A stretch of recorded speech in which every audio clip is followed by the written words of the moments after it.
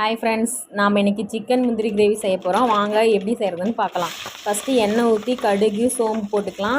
ஒரு வெங்காயம் 2 பச்சை மிளகாய் போட்டு நல்லா வணங்கின உடனே கொஞ்சமாக நம்ம கருவேப்பிலை சேர்த்திக்கலாம். அது நல்லா வணங்கின உடனே கொஞ்சமாக இஞ்சி பூண்டு சேர்த்திக்கலாம்.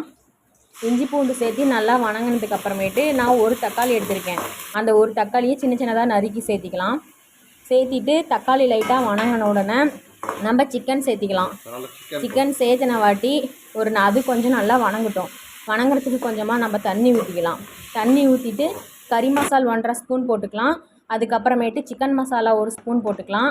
நல்லா வணங்கின வாட்டி நான் கடலையும் முந்திரியும் எடுத்து நான் அரைச்சி வச்சுருக்கேன். அதை நம்ம கிரேவியில் நம்ம சேர்த்திக்கலாம். சேர்த்தி ஒரு நல்லா கொதி வந்த வாட்டி நம்ம கொத்தமல்லி தழை சேர்த்திக்கிட்டு நம்ம இதுக்கு இட்லி, தோசை, சப்பாத்தி இந்த எல்லாத்துக்குமே நல்ல ஒரு காம்பினேஷனாக இருக்கும். அடுத்த வீடியோவில் நம்ம சந்திக்கலாம். தேங்க்யூ. பிடிச்சிருந்தா லைக் பண்ணுங்கள்.